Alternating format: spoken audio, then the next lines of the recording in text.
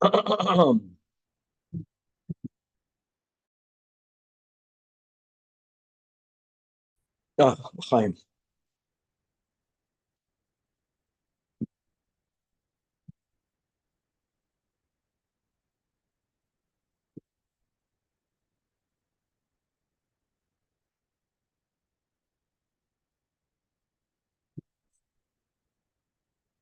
Yeah, bum, bum, bum.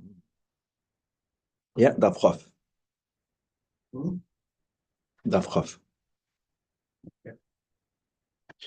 Good morning. With the help of Hashem, we are learning Yerushalmi Peah, Perek Beis, Halacha Aleph. I'm sorry, Perek Beis, Halacha Beis, and Halacha Gimel. We discussed in the first Mishnah, right? Ve'elu Mafsikin. The Mishnah spoke about a shalulis, which is a water canal. And as we explained, as the Gemara further limited a water canal while it has water in it. Running through a field, halachically separates that area into two fields, and that's now the halacha, that from each field you have to leave its own peyah. Comes along our Mishnah, halacha beis, even though the Mishnah is going to begin with the words amas hamayim, as the Rav Bar Tanura and others interpret that it's referring back to the same shalulis, and Rabbi Yehuda is actually arguing with the Tanakam, and he's going to speak about another criterion, or the only criterion that will make a water canal divide a field in half, and that has to do with the width of the water canal. Actually, in the Gemara, there's going to be two ways of understanding Pshat in Rabbi Yehuda's demand of a width. We'll clarify that when we learn the Gemara. But more importantly, to make things exciting, there's going to be a machlekes amongst the Mefarshim over here that, God willing, we have enough time to learn both inside, whether Rabbi Yehuda completely does not need that limitation of the Tanakama, which is that the water has to be flowing through it, or it has to be kavua with water. According to Rabbi Yehuda, it's only about the width. If it has a minimum width, as we'll see, divides. If it's less than that, it does not divide. Or, right, is Rabbi Yehuda Shita, who defines the hafsaka of this water canal dependent on the width, is that in addition to it also needing to have in it water flowing. And if there is no water flowing, even if it has the prerequisite width, he will also be moida, like the Tanakama, that it does not separate the field. In other words, there's some room that we're going to have in understanding Pshat in Rabbi Yehuda. So that's going to be the first din of the Mishnah regarding the Amas Hamayim, which is the water, the shalulis. And then we're going to have in Halacha Beis the second topic, and that will be, again, there are different ways of understanding the Mishnah. We're going to follow one approach. You have a field, and in the middle of the field, there is a hill. The instruments that you use to plow the field cannot be used on the hill, pushed by the nature of the hill. So therefore, there would be you might think that this hill would also be considered the hafsaka. We're speaking about that throughout the field, there's like this hill. The Mishnah will say that this type of field, we'll learn more details, is not mafsik in between the field. In the next halach, in halacha gimel, in the third Mishnah, we're going to now contrast everything we learned until now. When we already spoke this out by heart, everything until now was a grain field or a field of legumes, of kidneys. Many things are mafsik. Aber, when it comes to a stay elon, we'll call that in English an orchard. Says the Mishnah, we already quoted it a few times, the only thing that divides a orchard in half is an actual fence. With the pratim, that if you have branches that are interlocking over the fence, it also disses, it takes away the fence. And then we're going to learn something unique about a charub, about a carob tree. And when it comes to a carob tree, even if there's a fence, if you go on top of a carob tree and you can see another of your carob trees far away with the gadol in between, your capacity of seeing connects both of them together, and it's not considered two, and therefore you could leave payah from one on the other. Gabaldik. If we'll have time, we'll get into a olive tree, but the Chevra, there's going to be a lot of suggested Hasidic insights in what might appear to be Bekamos, a relatively small daf, and same thing will be tomorrow. Let's begin. Daf Chaf on top of the Amid with the Mishnah. So the Mishnah uses the words Amas Hamayim. Again, the Rav Bartanura and others say Amas Hamayim is the Shalulis that we learned in Halacha Aleph. Tanakama says Shalulis is mafsik. The Gemara limited it further when it's Kavua B'mayim. Says Rabbi Yehuda, hold on. When is a Amas Hamayim dividing a field? Only she'eno yechoylu lehikotze ka'achas, only if the banks cannot be harvested together. What does that mean, Chevra? Again, we'll see in the Gemara more details. One pshat would be, David, that when you are standing in middle of this water canal, forget about the water issue, if you were to extend your hands, if you can harvest on the bank of the right side and at the same time on the bank of the left side, that's okay. It's one field. That means if the water canal, let's say, is two arm lengths or more than 2 arm lengths, that's mafsik. Another way of learning pshat is not you're standing in the middle of it, you're standing on the bank of one. So if it's less than 1 arm length, when you're standing on one side, you can begashmias take harvest from the other side. It's not dividing. If it's more than 1, these will be the 2 options we'll have in the Gemara. So again, Rabbi Yehuda Omer mafsekes. Okay, next case in the Mishnah. V'choil hehorim asher b'mader yedorim. It's amazing. This is really a pasuk in Yeshayahu. All the hills that are dug with a hoe, in other words, you would prefer to be able to use the big technology they had then, is they had an ox, and they connected to the ox a plow, a machaya. And then the ox is doing Rav Koyach b'tfuah shoyr. On a hill, because of the terrain and because of the incline, not all hills, a hill, you couldn't use a plow. You needed biyadayim to take a hoe and to plow. So that's just the Mishnah's borrowing a pasuk in Yeshayahu to describe what hill we're talking about. So if you have a hill that needs to be manually harvested, can't use afapi she'ein habakar yochel la'avar b'kelov. And this hill, my friends, fully separates the field. Means you own a field. It's not just that the hill is in the middle. The hill goes from one end to the other. Means you cannot plow the field in one go. Not even from the top, not even from the bottom. It's divided by the hill. You would think such a hill is called a hefsek. Another detail, you don't plow it all in one time. It's not just, guys, because when you plow here, you would plow here, and at some point, it's much harder with your hands, with a hoe, with that instrument that you're holding in your hand, you would plow the mountain. Says our Mishnah, there's no machlokes, it's not called a hefsek. But since all of the land is designated to be plowed over, I don't care that in the middle, the plowing is done in a different system. It's considered one field, and therefore, the hill could be tilled, and the hill will be tilled. That's the word. I don't care if it has to be done manually. I don't care if it's not done at the same time. It's not considered a separation. Okay, that's a straightforward. Amas Hamayim is where we have to have some more digging into. So, like we spoke in the intro, just to guys remember, that Tanakama doesn't speak about width. Tanakama says Amas Hamayim shlulis mafsik, but the Gemara says that the Tanakama only holds that this water canal is a hefsek if there's water in there, or if it always has water in there. There's different nuances in that. It's kavua b'mayim. Rabbi Yehuda doesn't make a mention of that. So the question amongst the commentators, we have enough time to learn both, is Rabbi Yehuda completely dissing the kavua b'mayim? Doesn't care about that. Wide enough, mafsik. However that means 1 arm length, 2 arm lengths, not wide enough, not mafsik. That's one pshat. The other pshat is nishnar. It has to be kavua b'mayim. On top of that, it also has to have a special width. Okay? That means if it doesn't have that special width, well, even though it's kavua b'mayim, it's going to be, it won't be a hefsek. But even with the special width, it also has to have kaviyos. But we'll see that options, Bishitas, Rabbi Yehuda, inside the commentators right now. But let's begin with the Gemara. Have boya meimar v'lo pliga. The Gemara says, have a boya Meimar, who wanted to say, that's an expression that we have throughout. We have this in the Bible. We also look inside the first Maharaful and the Gemara, have a boy Meimar, B'nei HaYeshiva. B'nei HaYeshiva, when they learned the Mishnah, they wanted to say, Pligi Rabbanan Rabbi Yehuda. We never spoke about this option. That Gemara is saying that they don't argue. Nor was then that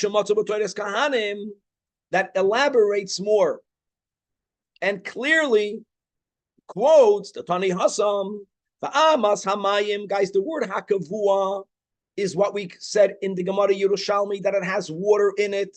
That's going to be the word over here. That's mafsekes. And on that, Rabbi Yehuda Omer. Now, why would you think that they don't argue? How is it shaykh for them not to argue? Because the word in Mishnah Aleph is shalulis. The word that we're using over here is amas hamayim. That means when you read the Mishnah, the fact that Rabbeinu HaKadosh is not even using the same word, one would have thought they're speaking about two different types. Now, I don't know what it would be, but they thought they're not there. It's a new din. So first of all, we want to clarify that they're speaking about the same thing. Okay. Now, says the Gemara, have a boy meimar that minma the Omar Rabbi Yudah. That what? That if it's narrow, it does not divide. How do you define the narrow? What's pshat narrow? They began by understanding it. Narrow means not an arm's length. Narrow means that that if you're standing not in it, on one side of it, on the edge from one side, why would that be, guys? Because the Amas Hamayim is a little bit bigger than one arm's length. That's the prerequisite. But what happens, my friends, if it is a little bit bigger than one arm's length? All right, from one side to the other. If the Amas Hamayim, guys, is 1.5, you know what would happen if it's 1.5 wide? If you are on one side, you cannot harvest the other side. But if you're standing in middle of it, you can harvest from both sides. And the koitzimikan umikan, so it's not wide enough. Einoi mafsik. In other words, the havamina was that Rabbi Yehuda's hafsaka, demand of width, is, let me use the words 2 arm lengths. It really means 2 arms length and a drop. 2 arms length. If it's not that, then Eina Mafsik.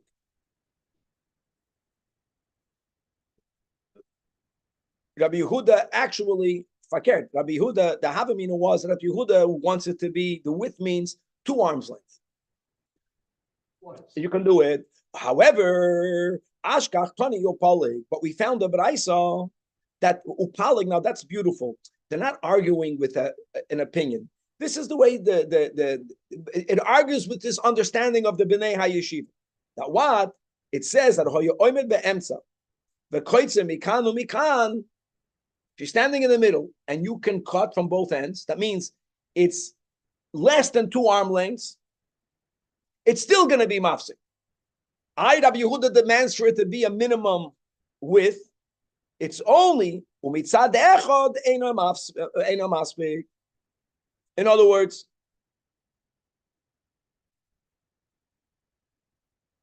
if it's an arm's length, that means when you're standing on one end and you can do the other end, if it's less than one's arm's length, that's where Rabbi Yehuda says it's not the dividing. But if it's more than 1 arm's length, it divides. Even though if you stand in the middle, you can harvest from both sides. Okay? That's exactly what it says above. No, it's not, not the way they understood above. In other words, what they basically did is that they made Rabbi Yehuda, let's say, more mach. They made him very good. Now look inside the Rash Shadilio on the left side, on the second line from the top. Amas Hamayim Hakavuya. As we explained in the Mishnah, which is the beginning of the Rash Shadilio, that made it clear that the Amas Hamayim of our Mishnah is the Shalulis of Mishnah Aleph. Havazum Afsekes Dafke. What is he that Ashadilio is not explaining the Gemara? Mashma deli boyer Rabbi Yehuda elo she'ene yachali kotzer ka'achas v'sul loy aflagav de'eno kavua. So what Ashadilio is adding over here is that he's completely arguing with the Chacham. Rabbi Yehuda is saying all I need is to have a width, 2 arms width, 1 arms, but if it has that length, right? So then, even if it's only more than 1 arms, you cannot do it from one side to the other. It's going to be a hafsaka, even though it's not kavua b'mayim. That's the way the Maharav Fulda understands it. That all you need for it to be mafsik is kavua. Very good. Now you have to scoot down. In the Rashirilia, let's go to the last Rashirilia. The mashma the dafka by he the rochava kol kach. Mighty Rabbi Yehuda of Allah plig Rabbanon. The ene rochava the mitzadech hadush and koytze the mighty Rabbi Yehuda. The ene mafsik elam kein hoyse kavua. Here's a new thing. Okay, the Chachamim guys, the Rabbi Yehuda holds from one side of it. If it has that width, even though there's no water. Now, what happens if it has less than that width? If it doesn't have that width, but it has water, so he says that that if it's less than that width, it's never going to interrupt. It won't be hafsaka if there isn't water. If it's less than the width, but there is water, it will be mafs. That's what the Rasharilio is saying. Yeah, in other words, he's only arguing on the other side. According to the Chachamim, if it doesn't have water, my friends, it's never going to be mafs. Okay, that's clear? According to Rabbi Yehuda, if it has that width, then it will make an interruption even though there's no water. And what happens if it doesn't have that width? So the Rasharilio concludes, don't learn Pshat and Rabbi Yehuda that if it doesn't have that width, it's never going to be a hafsaka. No, Rabbi Yehuda will be moided the Rabbanan that if there is mayim kavua, it will be mafsik even though it doesn't have that amount of width. This is very important. They're making Rabbi Yehuda even more machmer. In other words, let me go like this. There is you have. Let me use the words kamos and echos, if I can use these words. A concept, a Hasidic concept. And that is like this. The Chachamim the Chachamim don't care about size, right? The Chachamim don't care about size. The Chachamim only mention water. Let me say these words. Size is kamos. Water is echos.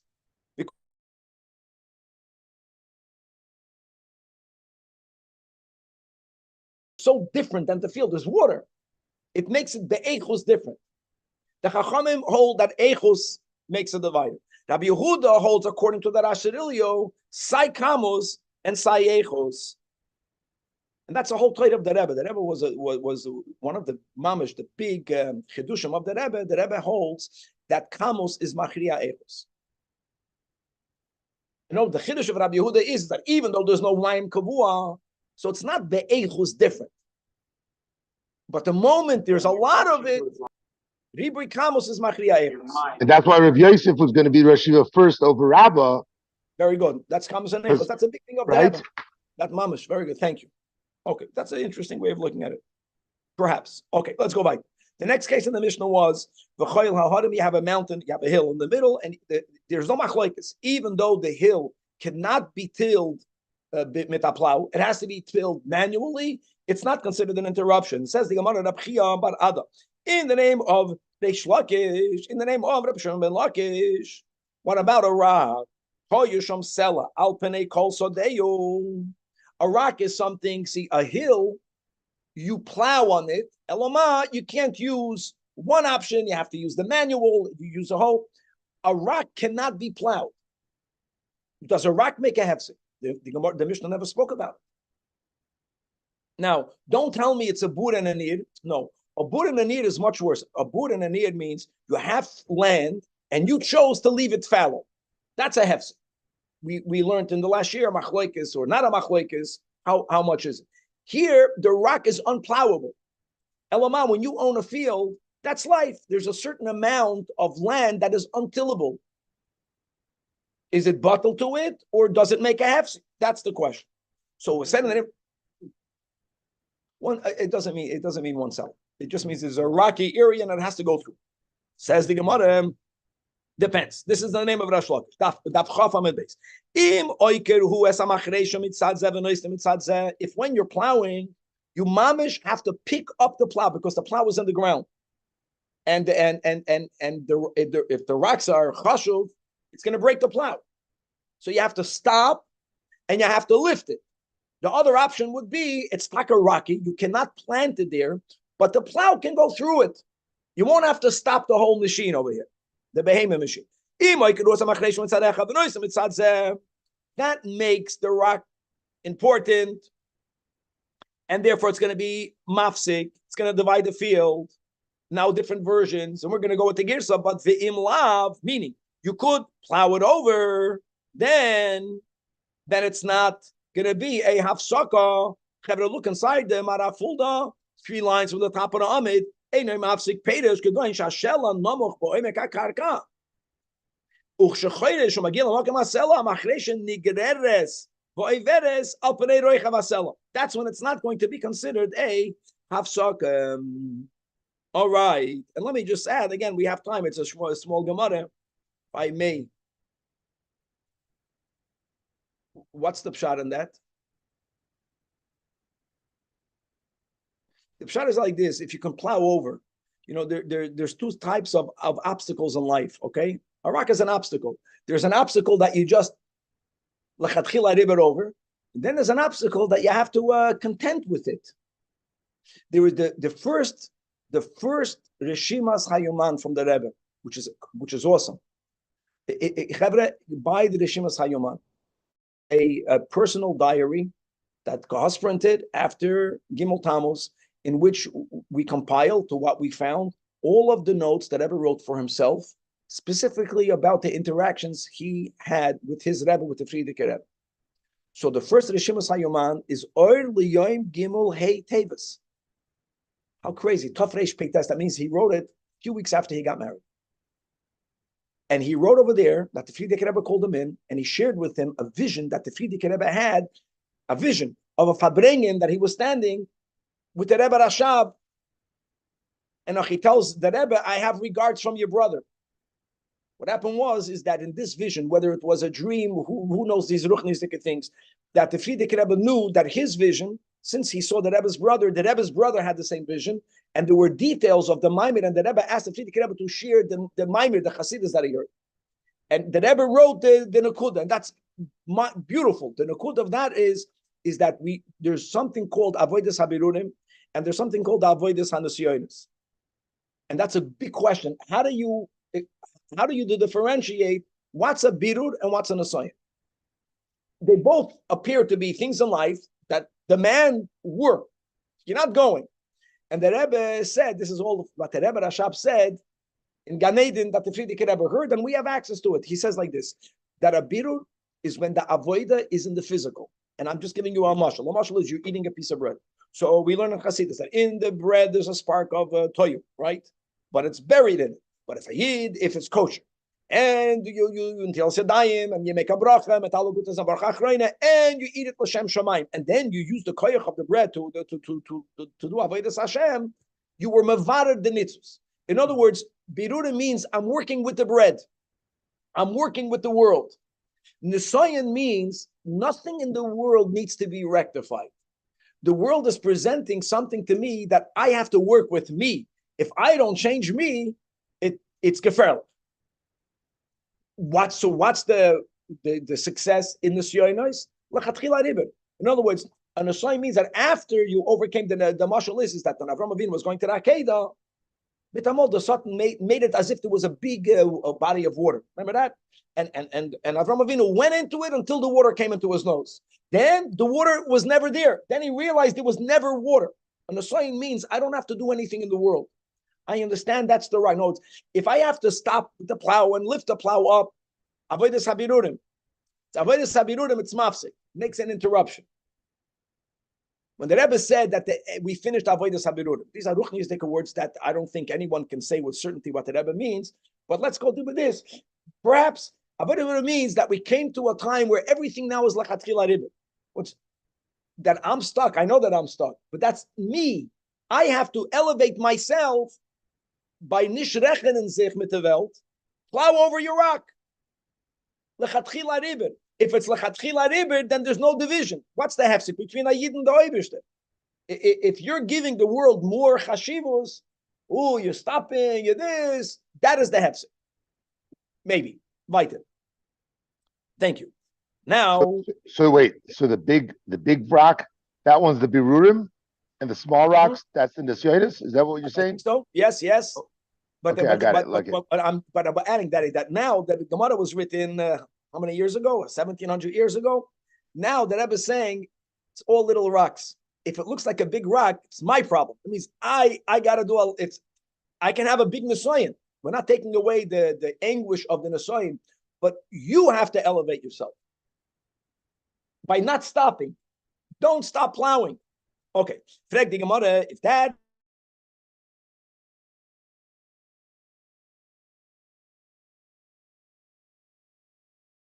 Oh, Kavan is here. It's perfect because we need a picture. And so what happens? You have a mountain, and what you do is many people don't want to plow on. They don't want to plow and plant on an incline. So they make, what is that called? They make steps on a mountain. But there's a word for that. They grade the mountain. So what ends up happening is that you have a little patch that is properly horizontal, right? Then you have mamash vertical. Then you have a horizontal, and you're planting on the horizontals.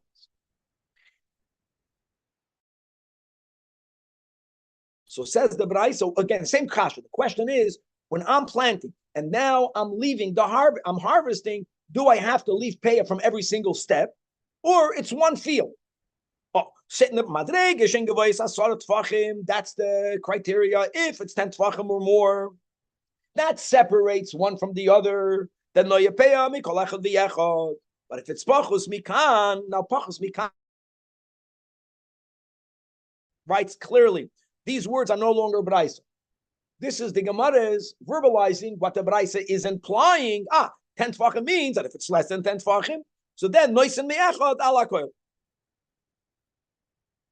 End of the implication. Now we're going to challenge the B'Shem and Eish Lakish. Correct the Gemara, pachas mikan.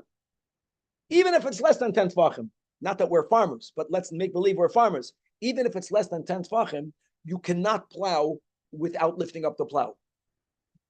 You need to lift up. If it's about you have to stop and lift up the plow, so it should not be about 10 tfachim because it's belash and bitmiya. Upachas mikan what eino oikeres amachneshem mitzadze v'noistem mitzadze. You have a step that's 8 tfachim tall. How do you get from one step to the other? Is it not by stopping and picking it up? Yeah, you'll have to pick it up. And nevertheless, the Braisa is implying, even though you have to pick it up, it's not called a separation. It goes against what Reish Lakish is saying. So the Gemara says, let me tell you something. We're gonna stay with Reish Lakish. And yes, you're right. The Metzias is, this is the Gemara's acknowledgement. Avol pachos mikan oikeru. And you know what? When you have to be oiker, it's not gonna consider the hefsek, and you have to leave payah from every step. However, why did the Braisa give you the shear of 10 tfachim? Loy aseinon misnei asara. The only reason why he wrote 10 is for something else. Ella begins soifa. It says later in the Braisa, on the next line in the Seifa, she'im hoyoroshim adregas me oiravin, that if the heads of the steps were connecting one with the other, here we have two pshatim and how they connected one with the other. There's two ways of doing it, guys, and we need Kavan's pictures. One way is, guys, if this is a hill and you have steps, you can make also on the side one row which goes straight up, one on each side. That's one pshat in Hoyer Rashim Adregas Meiravan. The other pshat will be is that even though for the majority of the width, one step is higher 10 tefachim from the other, but as you come to the end, they would lower the incline, they would lower the difference, which will allow you. It's like when you're going up a snake road today. In other words, if I want, I can even see the path above me, but you walk around, one tapers off at the edges, or you make two furrows. Point is that if you can do it, even though one step is 10 tefachim higher than the other, nevertheless, in other words, what we're saying is, yes, that there is a rule that if we're agreeing with Reish Lakish. We are agreeing with Reish Lakish. Narvos then, what's the 10 tefachim? The Braisa wants to tell you a chiddush. If there is a way for you not to be oiked machreisha, why would that happen, guys? Well, the normal way it would be, let's say it's 3 tefachim, because it's only 3 tefachim. But even if you can go from one side to the other, and even if it's 10 tefachim, that's the chid. Even though normally by 10 tefachim, the share of 10 tefachim, what's the size? What's the size of a wall? 10 tefachim. When the Torah says you have to make a mako begagecho, what's the height? 10 tefachim. No, it's 10 tefachim. Normally is efsik. The chiddush is even though it's 10 tefachim, if you don't have to lift up the plow, why? Because the ends are connected. Then it's one field. But if they're not connected, then yeah, Reish Lakish is right. Then what? It's not 10 tefachim or less than 10 tefachim. Then has to do whether you have to be okay the machreish. So there's 2 ways. Either there's a ramp on both sides, or the end of the step at the end, instead of it being tall, they made it in a way, dafka, so you should be able to use the flower. It's okay. Next mission. We have time. Halacha gim. Rabbi, just to one point on that last thing is that if it was, let's say, 9 tvachim, and you had to lift up the plow every time, then you taka would have to make separate payoff from each one. Yes. So and if it's more than 10 or 11, but you didn't have to lift up the plow, then you would not have to. Correct. Now, why didn't the Braisa say 11 or 12? Because normally the 10 is so chashiv, but for many other halachas in the Torah, that once it's 10 tefachim, it's considered the hefsek regardless. The Braisa is saying it can be 10, and it's not going to be considered the hefsek. Got it. When you don't have to lift the plow. Okay, now we're going to move on to an orchard. Now, an orchard has different rules. The concept, we're going to go with our opinion that leaving payah from sadcha is a doiraisa. You can't leave payah from one field to the other. That there is a concept of a division. What creates a division? So we added halacha aleph and halacha base, many divisions, and the Gemara added more, right? Mina meitzad, all different. However, by Istayilon says the Mishnah hakoil that we mentioned is taka mafsik lizroyim. Zroyim doesn't only mean grains in this Mishnah; it also means legumes. Aber ve'eno mafsik liilon. Now, does it mean that an orchard is always connected? No, there is one thing that can make a division, and that is a godet. That's a fence. Now, by the way, now that we see the way the Gemara, Rabbi Yechanan, and the compilers, what's a fence? 10 tvachim. See, that's another good thing. Many times you have this, that even though it's a Mishnah, goes to Mishnah, when the Gemara put in Tafke, it gives you a good hagdama to the definition of a fence is not the width, it's the height. Okay, now there's an exception to the Gadet. Even though a Gadet is mafsik, we already had this before in the Gemara. The im hoya, look at these words. Seyor koiseish. Seyor koiseish. The big tzaddikim that I knew, some big tzaddikim, they had a beard that since they never combed the beard, they were very clean people. When they got older, Real Khan, Rav Reichik. So Seir Koitish means that on the top, not the beard is on the bottom, because the beard is mamshech, the Yud Gimel Midas, that over the fence, if there was interlocking of the branches. So you have a fence, the fence is 10 tvachim, the fence can be 100 tvachim, 10 tvachim or more, it's the same thing. If over the fence, from both sides, the branches interlock, that interrupts the fence. Now, this is a beautiful Hasidic word, because think about it, we want to be connected to God. A fence, the iron wall. And now, when I'm standing on the earth, there can be a wall. My animal soul has a wall. My godly soul, that's we are connected from above. All Yidden. Not all, the avodah is to be connected even from below. There's also this in Zion that since from above you're connected, then the fence doesn't make a division, even though there is a fence. So that's no more. Now let's go further.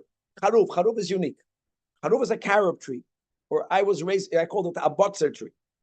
Here we're saying like this: you have a fence. There is no interlocking of branches. Abed, kol haroyin zeh. If you are able to see one and the other, how can you see one and the other? Look inside the maraful, the 4 lines from the bottom. That she'im Allah adam al roish hacharuf. If you climb to the tip of the carob tree and you are able to see the charuv acher, af al pi shalamata mafsi gader b'neyem. The fact that you could not doesn't mean you are seeing, because who lives on top of a carob tree? The fact that it's seeable, see gavaldik. If you would go on the top, you would see the other. Then it's not going to create a division. Who climbs to the top of the tree? Not you, the Rebbe. There's that tzaddik that's standing over there on the top. He sees the connection. You're connected. Rabbi, is there an assumption that all these trees are commonly owned? Huh? Is there an assumption all these trees are commonly owned? Very good. I'll make it clear. Not assumption. It has to be that way. Speaking about people that own the same. Can I throw something in there? I want to throw a line like this, that we have in the Gemara in Bavli, a concept called Sadna da Arachad. For Hilchas Kinyanim. Remember, if I'm selling you 10 fields and you're acquiring it, we just learned in the Rabbi, Baki and Chazaka. The kavana of the makna is to be makna all the 10. The kavana of the buyer is to acquire all 10. Just in 10 doesn't do it. You have to do a kinyan. What happens if the buyer makes a kinyan chazak in one of the fields? So we say he acquires all the fields. The exception will be by the nechse hager. If it's from hefker, you don't have the das achera makna oisam. That's different. You have to make a kinyan in every single one. But if you have a seller, why? Because they're all connected. So you can ask, how does that jive with this? You understand, Danny? That there's a chiddush here. Yeah, it's all yours and it's all one land. Nevertheless, there's the separations. Now let's go right. Says the Gemara. It says the Mishnah. Rabban Gamliel. We're speaking about the Rabban Gamliel of Yavna, meaning he was the Rosh Rabban, right? So you have a Rab without smicha. Rabbi is with smicha. Then you have Rabban, the head of the Sanhedrin. And then you have the few unique people that Godel mi Rabban. What's even a greater title than Rabban? Your name. That's why by Hasidim we don't give titles, because that's a sign of a Hillel and Shammai. Okay, we're coming over here. So Rabban Gamliel's tata was Rabban Shimon. Huh? Nachama?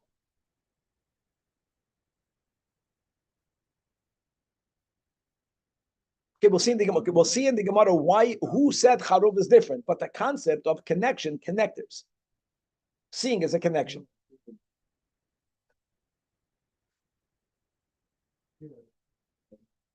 I don't know, because the Torah says Sadcha. So you have to know how to define Sadcha. Sadcha comes to twice.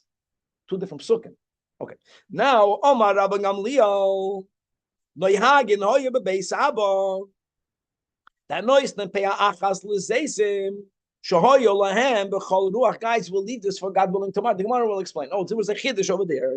Now we spoke about charuvim. He's speaking about olive trees, and there's going to be a scenario where he allowed for you to leave a payam, even though you can leave one payer for olive trees, even though they went to each direction. We're going to get back to the olives tomorrow, but the chiddush is ulacharuvin. He also agreed. Kol haroyin zeh et zeh, we don't care about offense if there's royin. However, on that's with Daf Chaf Aleph, finish the Mishnah, Rab Elazar but Rab Tzadok Oimer, in the name of Rabban Gamliel, that's not what he said. What he said about olives, we'll deal with tomorrow. But he was machadish by the charuvim, that af lecharuvim shehoyu lahem b'chol ha'ir, even though you could not see one and the other. You know what united them? The fact that they are in the same city, Suzamin, living in the same city. You can have 2 They must have been owned by the same person. They never look at each other. They never talk at each other. So you would think, that's mamash machlekes. If you live in the same city, you're right there connected. As long as you're a carrot. No, that we'll have to define. Aleph we'll see tomorrow. Huh? Same owner. So that has to be the same owner. Guys, to be continued. It has to be the same. That means that all the trees in the same city were owned by the same person. That's yes. Chiddush. Oh, everyone thinks they own the whole city. What's that? That's no chiddush. I find me a Jew that doesn't feel that way. Ich bin der Balabas and the ganze Stadt.